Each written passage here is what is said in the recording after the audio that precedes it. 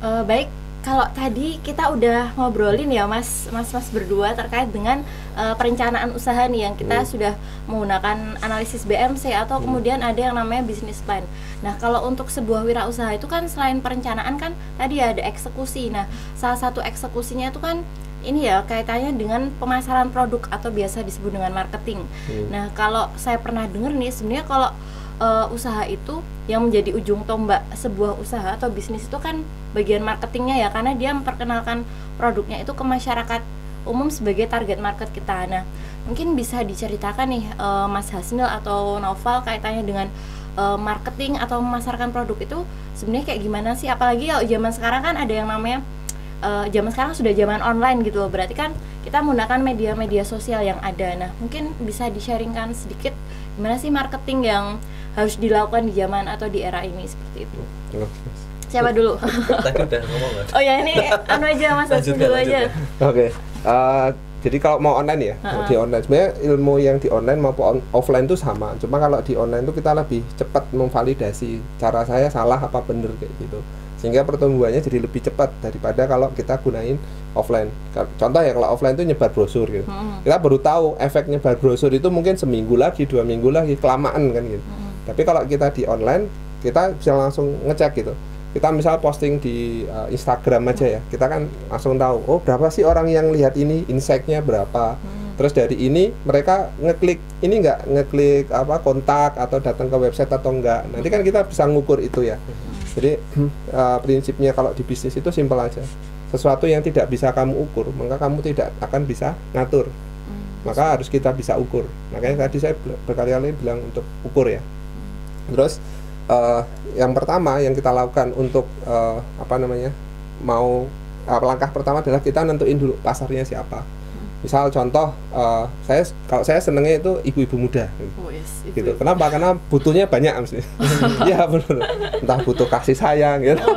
Butuh kan kasih sayang, nonton drama Korea misalnya, atau yang lainnya. Jadi saya tentuin itu dulu. Setelah itu saya analisa mereka tuh butuh apa aja sih, atau masalah yang mereka temui apa. Oh masalah yang mereka temui adalah mereka itu pingin itu bisa hamil misalnya. Contoh teman saya itu jualannya madu penyubur, maka dia jual madu penyubur gitu. Nah terus dianalisa lagi kan udah tahu itu ibu-ibu muda. Nah ibu-ibu muda ini itu biasanya kalau online buka sosmed apa? Apakah TikTok, apakah Instagram, Twitter, atau Facebook gitu. Ternyata paling banyak di Instagram. Ya sudah kita main di Instagram gitu. Nggak usah ke TikTok kalau gitu kan misalnya. Jadi fokus aja ke medianya itu. Nah habis itu baru kita tentukan berikutnya adalah strateginya. Kalau di ini yang saya pelajari di digital marketing itu ada 2 yang garis besar. Satu inbound namanya, inbound, yang satunya outbound. Nah bedanya apa? Nah inbound ini yang biasa nanti kalau di udah advance tuh sebutannya zero marketing. Jadi biaya iklannya 0 rupiah. Seperti kalau dulu Xiaomi sekarang ada Tesla, itu biaya iklannya 0 rupiah gitu. Kok bisa? Nah, kenapa bisa? Karena dia gunain ini fokusnya ke konten, ke influencer gitu. Jadi biayanya dia lebih banyak bukan untuk iklan, tapi dia membangun brandingnya, membangun kemudian komunitasnya, orang-orang biar membicarakan. Nah akhirnya kan biaya iklannya murah banget gitu. Karena udah tersebar ini ya, tadi orang udah tahu terus dia nginfoin ke komunitasnya kayak gitu. Ini saya sampai sempat digumuni nggak bahasa Indonesia nih. Teman-teman saya yang lain yang internet marketing itu, biaya iklan kamu berapa kan sok doh itu ya, apa pamer biaya iklan, ngapain pamer biaya iklan itu. Ya kemarin itu enggak berapa hari yang lalu saya biaya iklannya per bulan 80 juta. Saya menganga sendiri ya, 80 juta. Saya aja cuma 800.000. Oh luar biasa. Biaya iklan cuma 800.000. Kenapa? Itu? Iya sedikit banget toh. Nah saya bangunnya itu dengan konten gitu. Sekarang orang-orang itu sudah enek ya 2020 ini dengan iklan. Nah, contoh yang lain itu kemarin misalnya jual rumah, padahal saya baru aja belajar properti itu. Itu hanya dalam 4 hari terjual rumah. Ada yang nanya, Mas cara ngiklannya gimana? Saya nggak ngiklan. Masa Mas nggak bisa nggak ngiklan itu? Karena saya jualnya pada orang yang tepat gitu, orang-orang yang dia memang orang kaya gitu. Maka pertama kali harus dilakukan adalah milih pasarnya dulu. 2 caranya kita ini menyentuh pasarnya, apakah lewat Instagram, lewat apa. Saya tuh nggak pakai iklan sama sekali jual rumah, cuma pakai WA. Saya bikin, kalau kita nyebutnya apa? Kolam ya? Kolam, betul. Kolam ya? Jadi grup lah, grup WA gitu kan. Saya edukasi itu, saya sama istri seneng edukasi, ya cari kerjaan lain lah. Sambil ngomong anak gitu kan, kita ngedukasi itu. Dari edukasi itu kita memang bahan edukasinya disukai orang-orang kaya gitu. Orang-orang yang ngeluarin 100 juta itu tanpa mikir gitu. Gitu. Nah ini langsung gitu, langsung dia beli 1 kafling, ada beli 2 kafling kayak gitu. Nah itu sekarang seperti itu. Jadi teman-teman yang nanti juga mau bisnis itu sebenarnya bisa kok, cuma dari Instagram, nggak usah jual apa aja, cukup jadi seorang selebgram, punya follower, disukai orang, nggak usah pakai yang trik-trik yang apa ya, yang bikin internet tuh nggak enak lah. Jadi teman-teman fokus aja ke ini, minatnya, ke hobinya apa, terus kemudian punya follower, itu bisa kok jadi bisnis. Bisnisnya apa? Kayak saya misalnya, saya butuh ibu-ibu atau selebgram yang suka makan makanan sehat, ada ya? Jadi apa? Mukbang ya, kayak bahasa Koreanya ya. Tapi yang dimakan makanan sehat itu. Nah, saya butuh orang-orang kayak gitu tuh untuk apa? Saya minta tolong dong makan nasi saya gitu. Sambil di apa nih namanya? Di syuting gitu ya. Nah, itu dapat uang, dapat nasi lagi. Gitu. Itu udah bisnis lagi gitu. Yang zaman dulu itu nggak ada profesinya, sekarang banyak gitu. Dulu pernah ada tuh profesi yang tugasnya cuma ngeklikin tuh, nggak tahu itu profesi apa, per klik sekian rupiah gitu, itu ada. Ada yang sekarang itu cuma masukin data ke Excel. Yang profesinya itu cuma kalau sekarang yang sedang saya ini rintis itu ngajari teman-teman itu untuk nih nulis artikel. Ada yang ngajarinya biar apa? Biar desain pakai Canva gitu. Itu bisa jadi uang semuanya gitu. Jadi kalau teman-teman sampai bingung apa namanya, peluang bisnis itu kebangetan banget ya. Sekarang peluang itu udah dibuka lebar itu.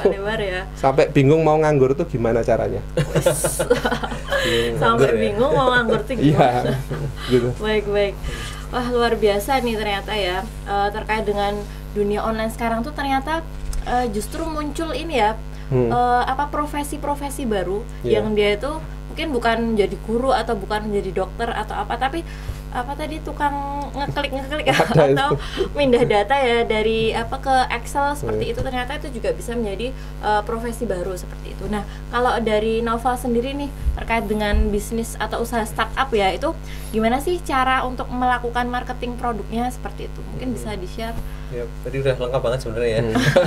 Memang paling penting kalau di marketing memang benar ya, kita menentuin target marketnya siapa, itu paling awal gitu, karena strategi marketing kita akan menyesuaikan dari target marketnya gitu. Kadang orang kan jualan dulu, bikin produk dulu, tapi target marketnya nanti kan mulai nanti sopo sing gelem tuku gitu kan. Dan itu sebenarnya kebalik gitu, kita lihatnya marketnya dulu gitu.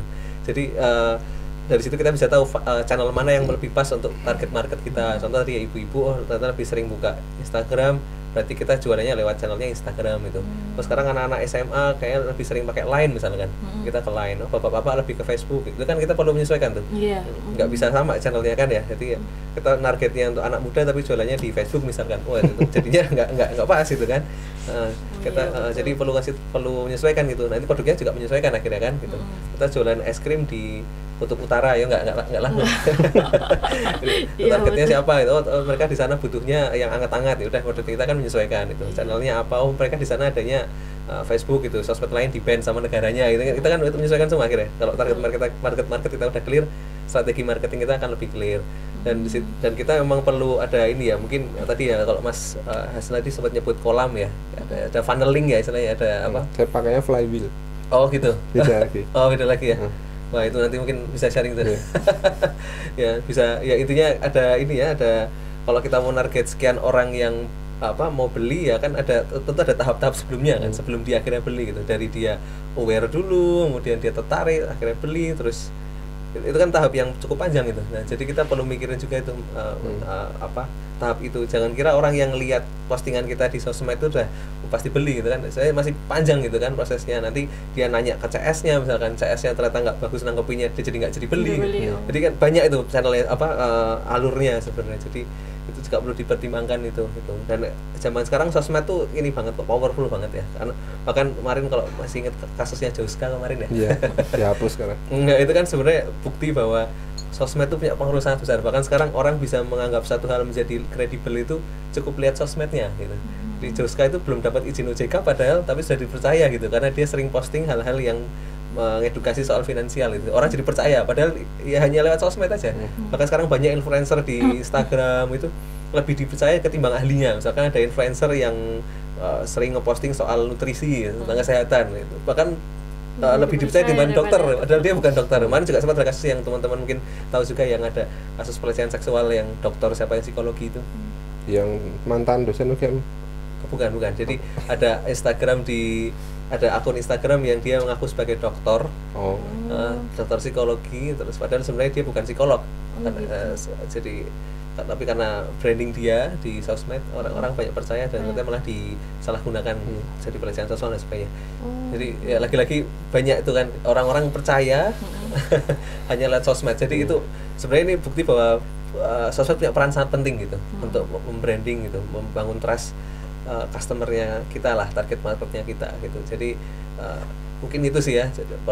Sosmed kalau di startup memang sosmed akhirnya yang salah satu yang cukup penting ya, cukup efektif meskipun bisa lewat channel digital yang lain sih, kayak misalkan lewat search engine optimizing ya, SEO, lewat terus lewat endorse, paid promote, atau mungkin kolaborasi dengan influencer lain. Banyak hal yang bisa dilakukan meskipun memang mayoritasnya lebih efektif online sih ya, kalau produknya online kayak gitu lebih menjangkau lebih luas lagi, bisa diukur juga tadi kata Mas Hatim, benar juga. Jadi mungkin begitu sih lebih. Oke, berarti tadi ya terkait dengan marketing atau memasarkan produk versi zaman sekarang ya, karena marketing zaman sekarang kan lebih ke online seperti itu.